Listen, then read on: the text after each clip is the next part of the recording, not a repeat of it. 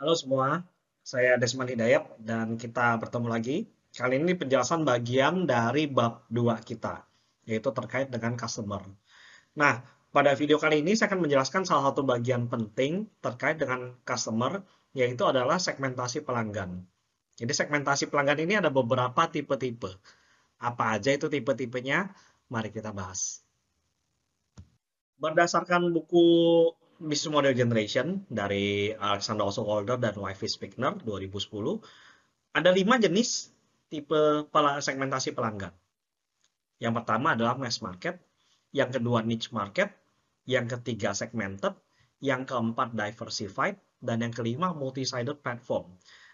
Suatu bisnis yang baik harus bisa menentukan segmentasi mana yang mau dicapai oleh si bisnis tersebut.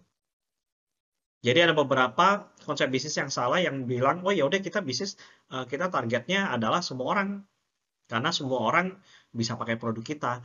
Sebenarnya tidak seperti itu. Tapi yang benar adalah, meskipun semua orang bisa pakai produk kita, tapi kita yang menentukan, kita maunya siapa sih target utama kita yang menggunakan produk kita, dan itu akan menjadi ciri penting dari nanti bisnis kita. Baik, mari kita bahas masing-masing bagian ini satu persatu. Yang pertama itu mass market. Nah, kalau kita bicara tentang mass market ini berarti produk kita harus cukup umum, yang bisa digunakan oleh sebagian besar orang lah, kalau bukan semua orang. Karena pada dasarnya kan tidak ada produk diciptakan untuk semua orang kan. Tapi kalau misalnya kita ngomong produk yang cukup umum dipakai oleh banyak orang, oke, mungkin masih ada. Ya, contohnya seperti apa? Misalnya kita mau jualan sabun, sampo, nah itu masih bisa menargetkan market yang cukup luas. Ya, meskipun bisa juga kalau misalnya kita mau membuat spesifik nih sampo kita ke target tertentu, itu bisa juga. Itu jadi segmentasi pelanggan yang lain. Tapi dalam kasus ini mass market yang kita jelaskan adalah target kita cukup umum, ya. Tapi yang perlu hati-hati adalah kalau target cukup umum, jangan sampai bisnis kita nggak ada brandingnya. Jangan sampai produk kita menjadi produk komoditas saja. Contohnya misalnya produk komoditas itu contohnya kayak orang beli bawang merah. Orang kalau beli bawang merah 1 kilo, orang itu tidak lihat merek dari bawang merah tersebut.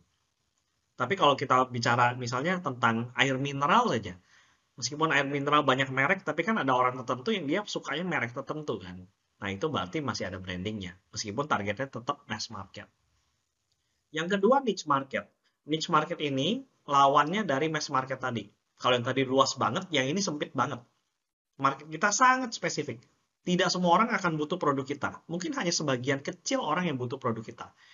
Tapi yang butuh akan butuh banget. Nah, contohnya apa? Misalnya kita jualan mobil sport. Itu kan hanya sedikit saja yang mau beli dan mampu beli untuk mobil sport. Jadi target kita sangat-sangat kecil. Tapi apabila kita jual mobil sport, artinya orang yang membutuhkan itu, dia bersedia membayar dengan harga yang sangat tinggi. Jadi biasanya kalau kita masuk di niche market itu berarti target kita adalah kita menjual barangnya tidak terlalu banyak, tapi dengan harga yang tinggi. Dan mereka bersedia untuk membayar harga tersebut, karena mereka butuh. Selanjutnya adalah segmented. Segmented ini kalau misalnya kita menargetkan mungkin satu atau lebih dari satu eh, market dengan fitur yang mirip-mirip. Jadi kalau saya punya bisnis bank, kan saya akan punya untuk nasabah biasa, fitur yang saya tawarkan seperti ini. Tapi di satu sisi saya juga bisa punya nasabah premium, ya yang mungkin nabung dengan uang lebih banyak. Lalu saya memberikan ya pada dasarnya fiturnya mirip-mirip, tapi ada plus-plusnya. Ya kan karena dia menaruh uang lebih banyak, saya memberikan fitur yang lebih VIP lah untuk orang-orang ini. Nah, jadi ini mirip-mirip marketnya dengan fitur yang mirip-mirip dengan market yang meskipun berbeda tapi tetap mirip-mirip. Ini yang disebut dengan segmented.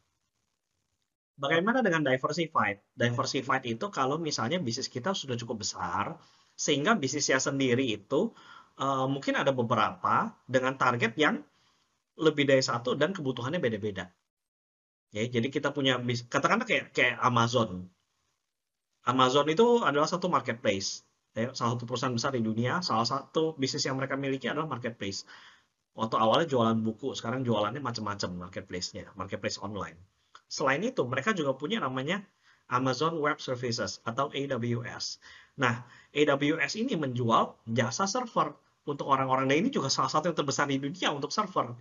Jadi dua bisnis utama dengan dua target yang berbeda, tapi ini semua satu di dalam satu bisnis.